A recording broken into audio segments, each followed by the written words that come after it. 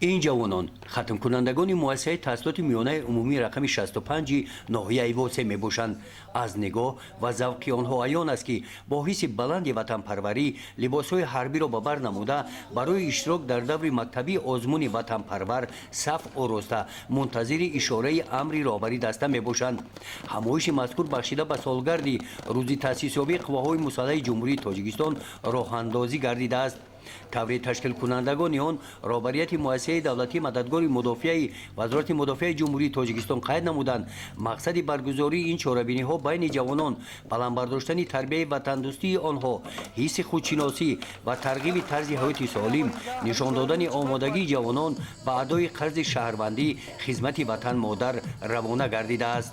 این نقشه چورابینی بخشیده بر روز تأسیس یابی قواهای مسلح جمهوری تاجیکستان را راه اندازی نمودیم که این برای هوسمندگردانی خوانندگان ما و در صف قواهای مسلح جمهوری تاجیکستان خدمت کردن آنها خیلی شرایط خوب است.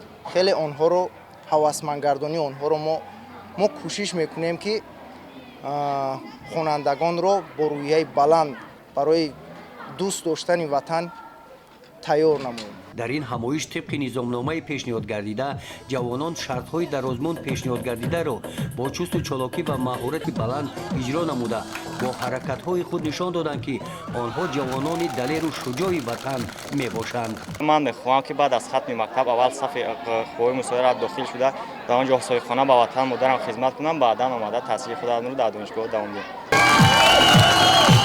در جنبست از جمله رهبریت مؤسسه دولتی مددگار مدافع وزارت مدافع جمهوری تاجیکستان برای اشتراک فعالانه جوانان با سپاسنامه‌ها قدر کرده شدند.